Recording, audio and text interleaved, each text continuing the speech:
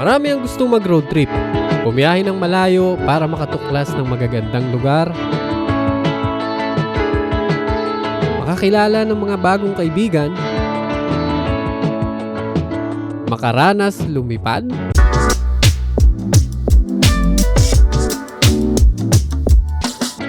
pero marami ring nadi-discourage dahil magastos. Well, hindi para sa amin. Samahan nyo kami. Tatlong magkakaibigan na bisyo ang gumala kahit kapos sa oras at pera. At sa adventure na to, susubukan naming pagkasyahin ang 2 araw ng weekend at 2,000 budget para sa gas.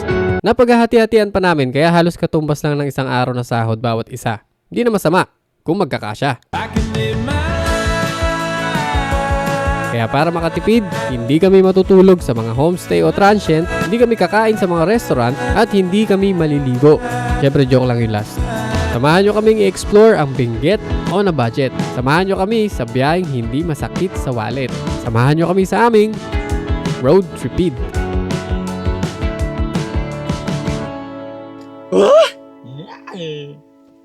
Okay guys, nagbabalik ang trio. MJS Adventures at si Behero, ang Cougar Hunter. I knew we were on borrowed time. Ang unang stop ng Benguet adventure natin ay sa Tublay, Benguet. Ang pakay talaga namin ay ang pinakamataas na basketball court sa Luzon na matatagpuan sa Bakun, Benguet. Pero sabi namin dapat marami kaming mapuntahan sa 2 araw. Sakto namang along the way lang itong campsite na dati nang napuntahan nila Biyahero at MJS at kilala na nila ang may-ari. Kaya dito namin napagpasyang huminto para mag-almusal. Hindi daw kasi kami magbabayad.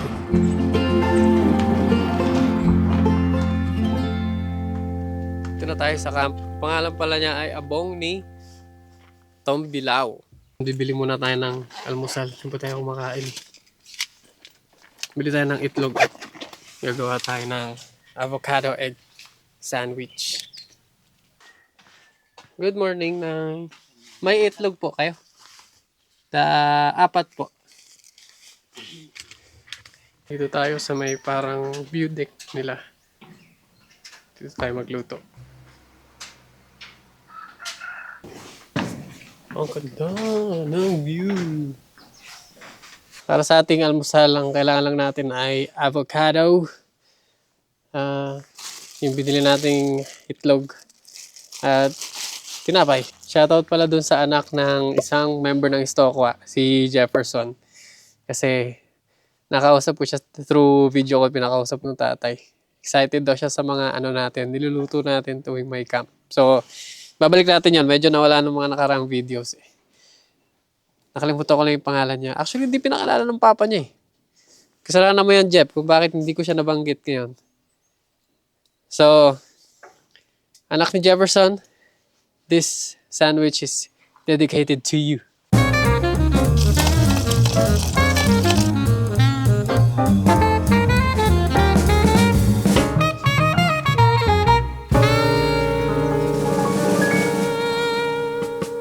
Shoutout ulit kay Russell, yung Stokwa member natin na gumawa at nagbigay nitong chili. Napakabango. Itong pinakamasarap na chili garlic na natikman ko. Pinamaanghang. Siguro dahil olive oil yung gamit niya. Oy. Alam mo, direct nung last nating camping, apakatagal ko sa CR. Ako, 2 balik ako eh. Pero wala. Hindi namin tinantanan yung chili oil niya. Ang sarap eh. Bago tayo kumain ng almusal, hindi, dessert natin to. Tinda dito ni Kuya, anong ulit pangalan mo Kuya? Danny. Si Kuya Danny. Ano kayo sa Tumbilao? Bayari din. Hindi, caretaker. Caretaker. Tapos yung business mo ng taho, sa'yo lang. Sarili mong business. Galing. At siya mismo ang nagluto. Misis mo si Madam? Si Silang mag-asawa ang nagluto mismo dito. Hindi siya yung galing sa factory ng mga taho. Para maganda ang buena mano ni Kuya Danny, bumili kami ng tigi isang taho sa soya milk. Mas maswerte daw kasi kapag pogi yung buena mano. Huwag kayong mag-alala kung hindi man kayo maagang dumating sa abong nitong Bilao at hindi nyo siya maabutan. Dahil nag-iiwan naman daw siya ng pambenta para sa mga guests. Ba talaga pag lumalaban ka ng patas? Paano pag hindi patas?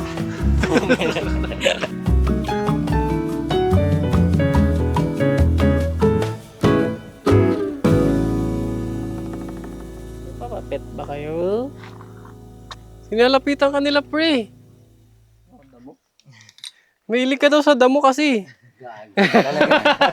May alaga kaming rabbit dati, pre. Kaso, kinatay ng AirPods ko. Nainis ako noon eh. Yung kinatay ng AirPods ko. Hindi kasi ako pinatikim. Pagdating ko, ubos na nila. Pasok naman tayo sa pinaka nila, living area. Dito sa loob may mga artifacts. Tapos sa taas naman yung, ano na sa taas, pre? Playroom. Uy, makapag-play tayo doon, pre. At dito mga kaibigan, meron kayong makikita kakaibang pangdurog ng paminta. Ito ko partner niyan eh. Yan to. Ibang klase yung pandurog nila ng paminta. Medyo iba yung hugis niya sa pangkaraniwang ng paminta. Pero serves the purpose naman. Di ba ganun yan? Nagdudurog ng paminta. Tumatawa ka, pero. Dahil maaga pa, nag-ikot-ikot muna kami sa campsite. Meron sila ditong malawak na car camping area. Kasya siguro mga 5 kotse. At ang maganda pa, hindi daw sila nagbubuk ng more than one group para iwas ingay. Meron ding campground sa gubat pero medyo maniknik kaya be ready. Bukod doon, marami pang iba't ibang activity ang pwede nyong gawin pag nag-camp kayo dito. I wanna say thank you to all my fans. Sa mga pupunta sa abong ni Tom Bilao campsite, kailangan nyo mag-book dahil hindi pa pwede ang walk-in. Ito yung kanilang Facebook page. Diyan na lang kayo mag-message.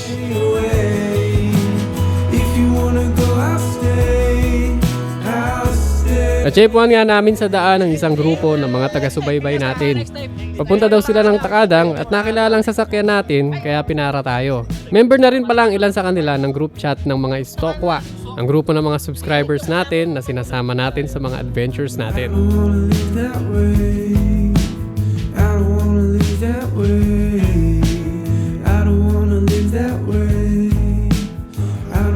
Dito sa right side, kung galing ng Baguio, ay merong picnic grounds. Kaya lang, picnic grounds lang siya, hindi pwedeng mag-overnight. Doon sa left side, merong babaan. Walang picnic grounds, walang resort. Pero may babaan ng sasakyan. Tingin mo, pwede nating pwestohan. Pwesto tayo doon. Baka doon na kami pumesto for tonight. At kailangan natin magpahinga bago natin ituloy yung ating adventure. Di ba bro yung unang plano? May nakaharang dun sa babaan sa ilog. Dito na lang muna tayo sa isang random spot. Bakanting lote. Dito sa gilid ng kalsada. Sa ibaba ng isang napakalaking bundok na bato. Dito tayo magpapahinga pansamantala. Di kami nakapasok dun sa babaan dun sa ilog dahil may nakaharang na truck. So after nito, maghanap ulit tayo ng panibago nating camping spot. By the way, napapansin nyo ba yan? Hindi sila pantay ng tint. Pantayin nga natin. Yan! Na-adjust manually. Kaya paborito ko to eh.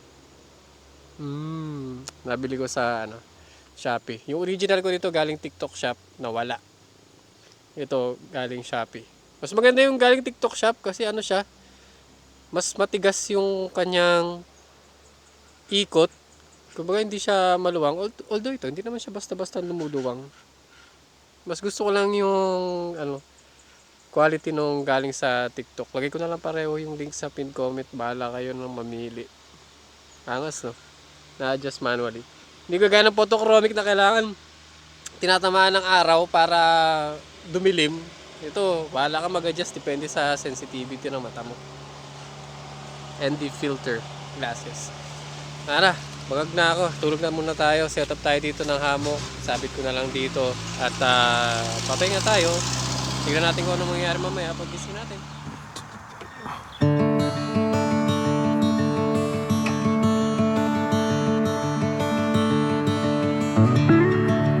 Matapos naming makatulog ng 2 oras ay tuloy na ang biyahe. Nakalimutan pala naming mananghalian kaya kumukulo na rin ang mga sikmura namin. Kaso mas priority ang makahanap ng camping spot habang hindi pa nagdidilim. Pero sana kami alam ni biyahero, yung napuntahan namin dati na merong lagoon. Problema, hindi kakayanin ng sasakyan natin yung daan eh. Meron pang isa na matagal na namin plano, yung Bakon basketball court, yung sikat na basketball court na mataas at maganda. Kaya lang, hindi namin sure kung merong mapagka-campingan doon or kung pwede mismo sa court mag-overnight.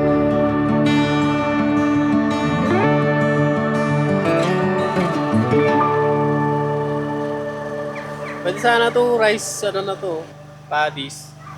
Bakante naman at nakapagpaalam naman si Dos dun sa pinsan nung may-ari. Kaya lang, naalala mo? Mamaya, may man trip dito, batuin tayo. Ano ba bato sa atin? Bato. Although wala namang ganung cases dito sa Cordillera. Never pa kami naka-experience ng ganun. Kaya lang, pala mo pagdayo kasi, no? Dumaan na dayo. Ay, wait, tent doon. Batuin mo natin. Sige, so, hanap pa kami ng iba pang pwedeng mapagpwestuhan. Pero kung wala na talaga, Dito na lang. balik na lang tayo dito. Meron ng basbas ng lokal ang napili naming pwestuhan para mag-camp. Maganda rin ang view. Kaya lang minsan talaga, pag hindi buo yung pakiramdam namin, nagtitiwala kami sa gut feeling eh. Pero bago dumiretso at humanap ng ibang spot, tumikim muna itong si MJS ng lokal na sigarilyo ng matatanda dito sa Kibungan. At base sa laki ng ngiti niya, mukhang goods naman yung quality ng pinatikim ni tatay. How I feel to know you grinding. How I feel to know you shining. All in perfect time and years put in the fine. How I feel. Hindi kaya ma-demonetize tong video ko. Hindi, ano lang daw yun. Damong ligaw, sabi ni... Mild siya eh, kaysa dun sa tabako na, yung tabakong Dahon. Saka mukha matigas yung dahon niya. Mas mukha pang mas mukha pang damo yung tabako mismo, di ba? Mas mapagkakamala mo pa yun. Pero yun, hindi. Matigas. parang alam mo yung direct yung ginagalan, yung iniikot na tube. Anong tawag doon? Yung puputok. Oo, yung confetti. O, confetti. Oo, parang yung confetti yung dating eh. Kala ko ibang eh. Hindi, kasi sa paputok, may ginaganon din mo. Ay, ginagalan. Confetti ba rin? Ang palaking confetti naman.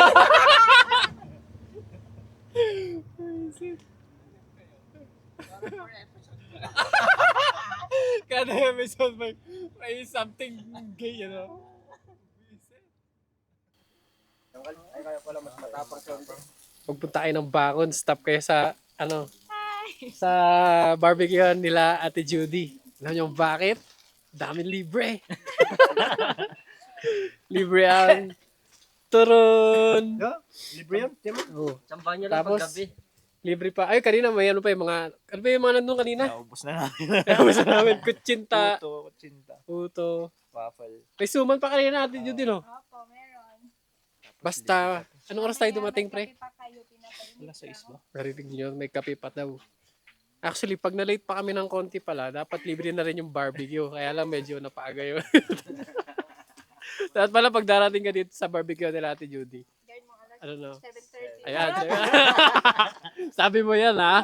7:30 kami pupunta dito next time. Huminto lang kami sa barbecuean nila para lang sana magmerienda. Kaso sa sobrang dami ng nakain namin, naging hapunan na. Kaya naman binigay na lang namin ang baon naming bangus dahil hindi na rin naman na kami makakapagluto. Para bukas pagbalik natin may libre ulit.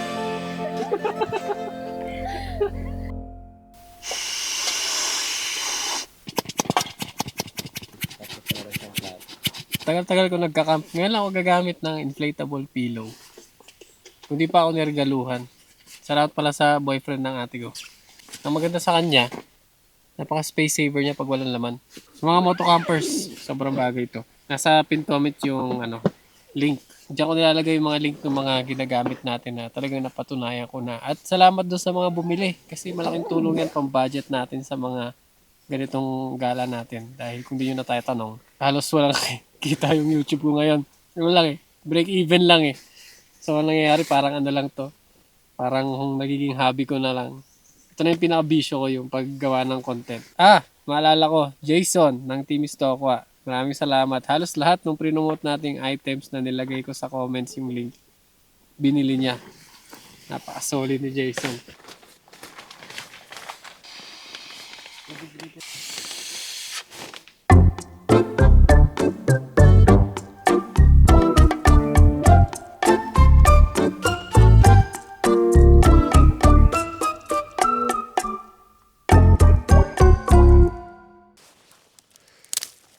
Good morning guys and girls and gays.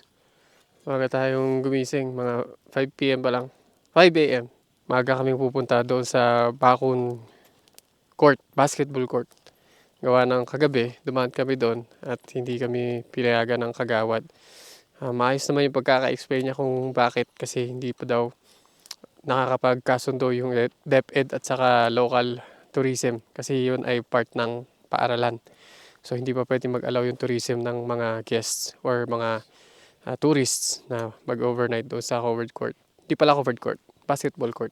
Luckily, meron tayo alam na spot dito sa may Kibungan, papuntang Takadang. Dahil nakailang beses na tayo nagpunta rito, kaya dito kami nakapag-camp overnight. Kung wala pa kayong camping mug, ganito ang bilhin ninyo. Double walled, tapos carabiner yung kanyang handle. At ang pinaka-favorite ko, meron siyang lid. Bakit? Kasi kapag ganitong malamig yung lugar, yung sabaw ninyo o kaya yung inumin ninyo na mainit, may enjoy nyo ng matagal. Kaya paborito ko to. Pwede mo ba siyang isa lang, kaya tingnan nyo may parang, anong tawag yan? Burn mark yung ano natin, yung bottom niya. Minsan sinasalang ko siya directly sa stove eh. As usual, nasa pin comment yung link. Pasensya na, dami kong pinopromote product. Una sa lahat, ito yung mga proven and tested ko na. Yung mga pangit na product, hindi ko pinopromote. Pangalawa, diyan tayo kumukuha ng extra budget kasi sa mga commission nito. So, yan. Kung wala pa kayo, doon kayo bumili sa link ko. I love you. Morning! Tingnan mo ano pagkakataon. We're impressed. Walang usap-usap. Kain ka muna. Ano plano mo? Balikan? Solo. Si Maki ay isang Stokwa member. Kilala nyo na yan kung nanonood kayo dati sa atin. Nakasama na natin ilang beses. Nagano pala siya ngayon, Takadang solo. Unplanned yung aming pagkikita. Lalakad yun eh. Hindi naman. Ito yung motor ni Maki, yung magtatakadang na magsosolo ngayon. At yung kanyang gamit na intercom, yung bago pala ni Freedcon. Ito yung KY-V2. Sa mga naghahanap ng couple intercom, ito yung most recommended ng Freedcon kasi ito, pinakamurang may music sharing while talking. So habang nakikinig kayo ng music, pwede kayong mag-usap sa intercom.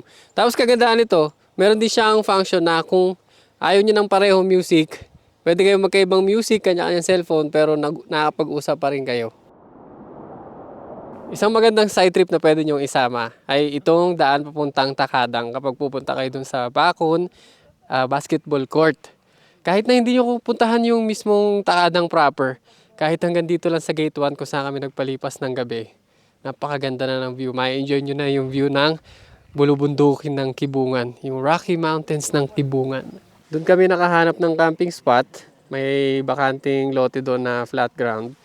Tapos, dito na lang namin iniwan yung aming sasakyan. Kung hindi naka-all-terrain tires yung sasakyan nyo, talagang hanggang dito lang yung kakayanin. Ito na kasi yung dulo ng sementadong kalsada. Tapos, pagkatapos nito, papadiretso sa Takadang. Merong sementado pero malayo pa.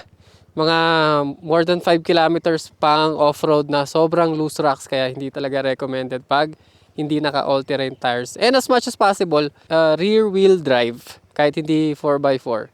Pag front-wheel drive, nako, mahihirapan kayong umahon. Ito yung madalas nilang sasakyan dito kung hindi Delica. Tama raw. Grabe, old school, pero sobrang tibay nito. Rear-wheel drive na malakas ang torque. Gagandahan din talaga ng mga old models kasi madali siyang i-maintain dahil walang komplikadong electronics.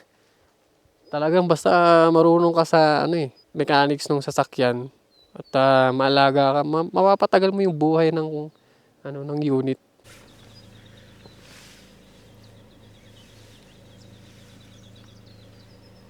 Alright, drive na.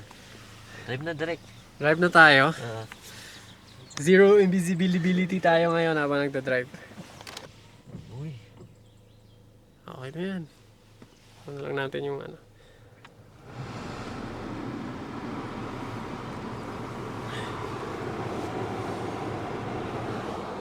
Okay, paalis na kami. Punta na tayo sa Bakun basketball court, yung pinakapakay natin. Okay guys, let's go! Are we guys ready? Okay.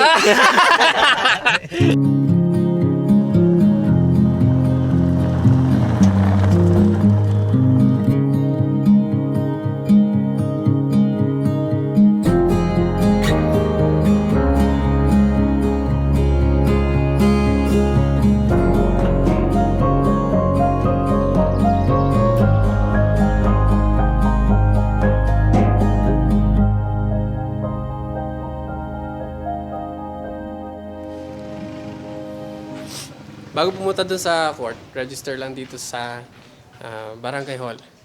Pagkatapos yung magpa-register sa barangay, yan, pwede na kayong pumasok dito. At nasa loob nga siya ng Bakun Central School. Kaya naman, hindi pa siya covered ng programs ng tourism. Although, need mag-register sa barangay, walang babayaran. Kabigan, medyo na-renovate na, no? Covered na yung court. So, hindi na masyadong ganun kaganda yung view. Pero, worth it pa rin. Ganda yung pagkakagawa ng covered court eh. Ano masasabi mo na covered na yung court? Oo. Long time ata yung punta natin. Hindi, ano lang to? Gym lang nila. Yung basketball court ay nandun sa baba.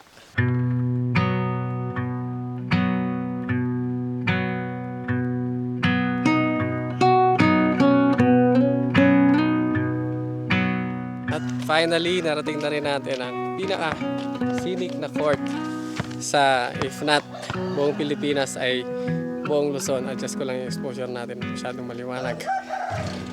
Ganda niya nga. Kakaiba. Parang kahit hindi ka maglaro ng basketball dito maghapon ay i-enjoy mo pa rin kasi napakaganda ng view kahit natunga ka lang buong maghapon. Ang sarap.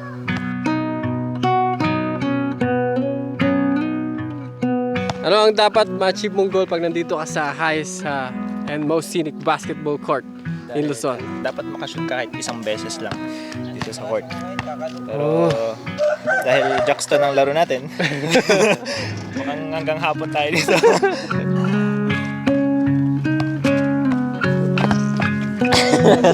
Pre.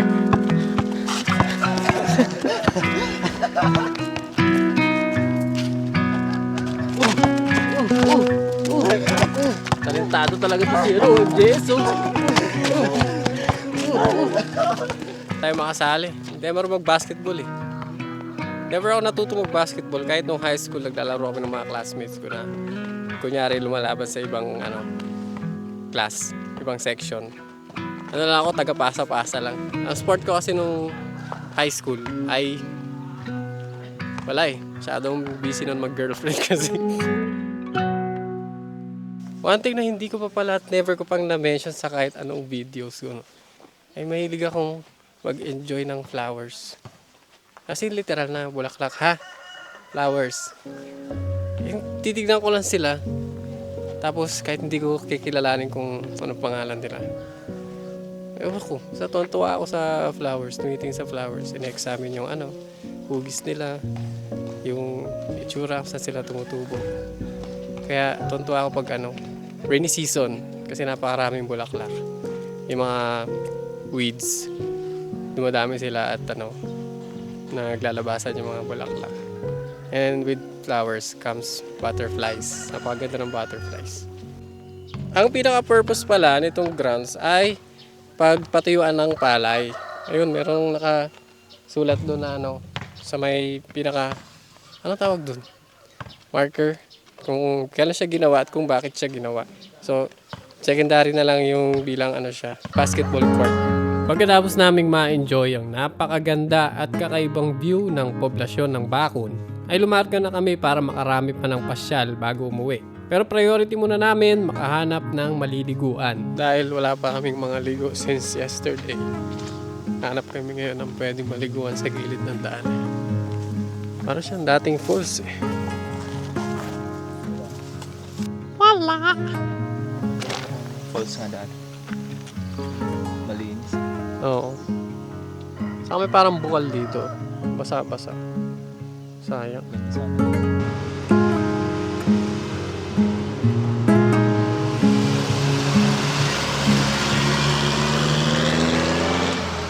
Ayan, hanap na tayo sa wakas. After 1 hour. Meron kami nakita ng tulay. And dito tayo maliligo sa ilalim ng tulay. Merong ilog kasi maganda. At sakto din kasi medyo mainit na eh. Kahit malamig ang tubig eh, hindi tayo mangangatog.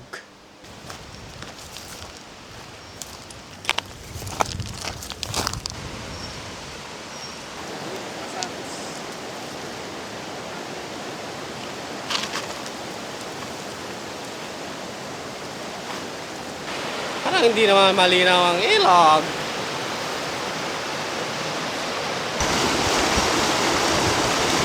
Doon lang pala yung medyo malabo sa unahan. Ito ano na. Okay na, malinaw na siya. Alam, biglang lumamig yung hangin. Very nice kaayo. Meron sanang malalim na pwedeng langoyan. Alamig. Ito ang ganda. May falls. Mini falls. Pwede na to. Ganito lang kami sa mga adventures namin. Very random, spontaneous, at higit sa lahat, matipid. Malanggas eh. So kailangan sa mga ganitong pinupuntahan namin lugar, yung walang bayad. When we wait, Bakit siya mabibigon kung mag-best friend kayo? Diba? Hindi mo siya kayang saktan, boy. Best friend mo siya, boy. Best friend kita, boy. Ayan ang unang pag-aaway nila Biyahero at MJS. Kaibigan natin. we know what we have, let's hold on tight. Found what we're looking for in life. Call us crazy, but things are finally right. With you and I, the future is bright.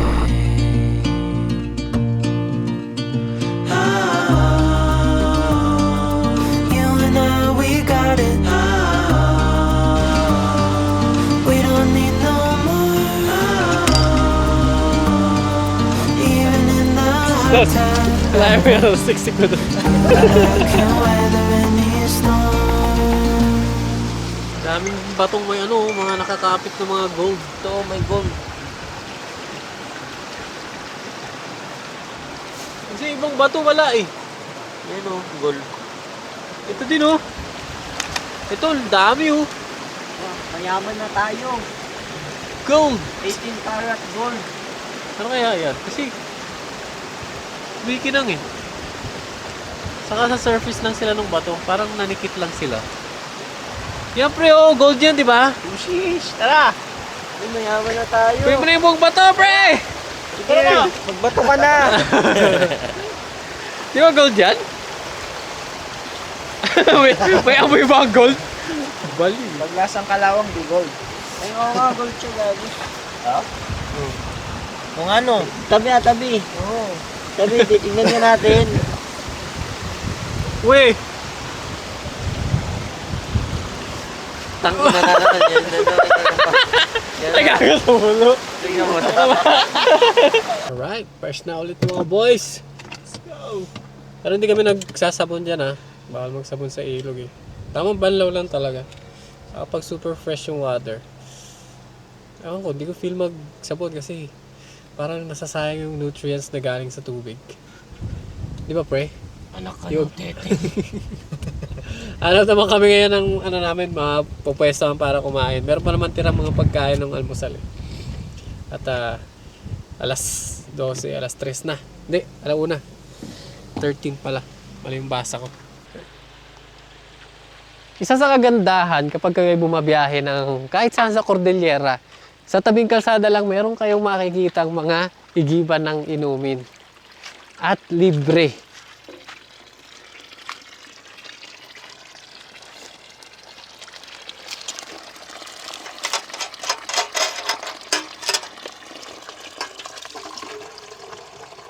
Ang lamig nung ano niya, tubig. Parang may yelo. At ito garantisadong safe kasi lumalabas siya sa bato diretso. Hindi siya yung umaagos. So walang mga impurities na po pwedeng sumama sa kanya kagaya ng dumi ng hayop o kaya patay na hayop, ganyan. Tingnan natin.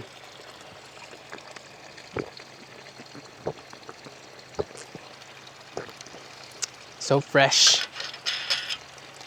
Ang sarap. Let's go.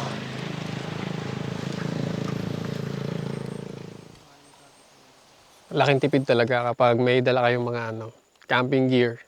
Tabing kalsada lang, basta makahanap kayo magandang pwesto. Tapos bili kayo ng lulutuin. Sobrang tipid. Imagine kung lahat ng meal namin ay sa restaurant namin kinakain. Lalo na dito sa Cordillera.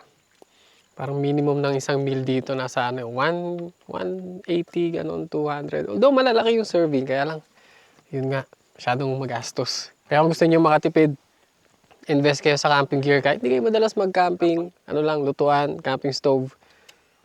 Napakalaki matitipid nyo sa, sa pagkain ninyo kapag kayo ay nag-road trip. Gusto nyo ba yun mga kaibigan? Mag-set kami ng tour. Di ba uso yung mga tour kasi ngayon? Kaya paulit-ulit na yung mga pinupuntahan ng mga tour na yan eh. Kami may mga raw spot kami alam na hindi talaga alam ng mga turista. Gusto nyo ba yun? Para yung panggas namin, doon lang namin kukunin. No? No. May kasa pa naman ang dalawa sa sasakyan eh. Pwede. Halimbawa, itong Benguet tour namin, charge namin ng, sabihin natin, 1.5 isa, pambawi lang sa gas. Basta sagot yung sarili nyong pagkain. Tapos hindi kayo maselan. Okay lang sa inyong matulog sa raw spot, kung saan-saan. At higit sa lahat, adventurous kayo. No? Kung hindi nyo kayang mag-solo, wala kayong sasakyan, wala kayong motor, or taot kayo mag-solo. Katiwa-tiwala naman mga pagmumukha namin. No? Oo naman. Sa akin. Katiwa-tiwala si Jonel. Kayo magalas mga pinapakita niyan. Pwede, no? Pwede. Next week agad. Let us know sa comments kung trip ninyo, no? Depende sa lugar yung charge. Pero definitely, mas mura siya dun sa mga, group tour. Na typical na kung yung mga pinupuntahan. Let us know. Sabihin nyo lang. Pwede ang couple. Pwede ba gays? Pwede. Oh, homophobic naman ito. Pwede gay. Basta wag yung gay na yung alam nyo na, yung... But chill lang. Oo. Dali chill. Wag yung gay na, alam mo na, hayok na hayok. Bibigwasan ka talaga namin. Iwanan ka namin kung saan. Doon sa gilid. Tapos, sa girls, wag mo na siguro unless kasama yung mga misis namin. Pwede. Couple pwede kasi mag-couple naman kayo. Couple na parehong girls, bawal. Mapupugutan kami. Couple na parehong gays, alanganin eh. Baka ma-convert kami nang wala sa oras eh. So, wag na lang mga sis. Tapos ayun. Sabihin nyo sa amin kung trip ninyo. Planuhin natin. Makabawi lang kami sa gas at wala kaming kinikita sa YouTube ngayon. Ma-average lang 200 eh. Buti nga, 200 eh. Oo, ikaw. Ang dami kong gastos eh. Talagang hindi, may gastos din eh. Ha? Mas marami sa akin. Oo, ikaw yung master namin. Ako pa car wash, ako pa maintenance. Oh. Kawawa ka pala no, direct. Ako talaga ako, pre. Masahin na lang kita mamaya. Sige. Dapa. Yung pay kasi. Dapa. Hindi yan dapa, tubad yan eh. Ito lang kami magagawa sa grupo pero walang bading dito. Wala yung bading nasa Maynila eh. Oh my goodness. Ito yung pinaka nakakatakot na parte ng Barangay Lubo. Dahil gilid lang ng kalsada yung gumuguhong mga lupa. Na parang inuubos niya yung kalsada na o yung lupang sakop ng kalsada any moment, pwede gumuho. Kaya nga meron na silang mga bakod dito. Lalo na doon sa isang part doon na meron ng tarpaulin na nakatakip sa bangin. Gawa ng pag umulan, talagang may risk na maubos na yung lupa at wala nang madadaanan yung mga tao. Kasi pagkatapos ng kalsada, gubat na.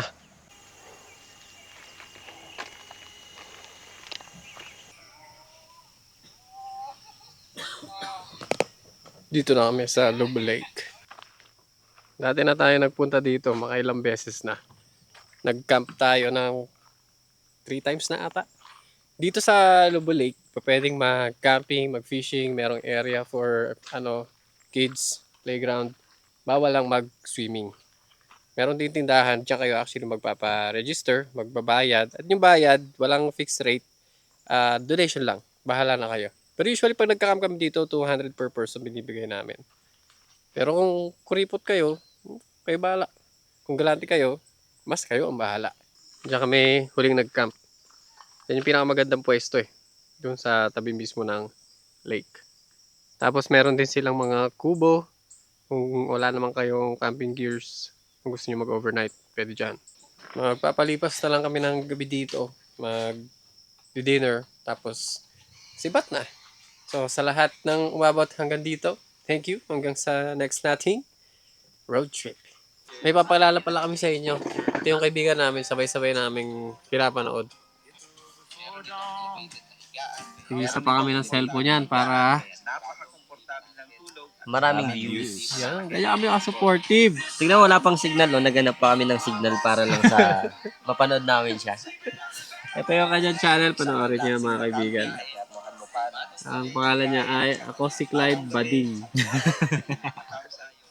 Natama ako, pre, ah. Ay, wala akong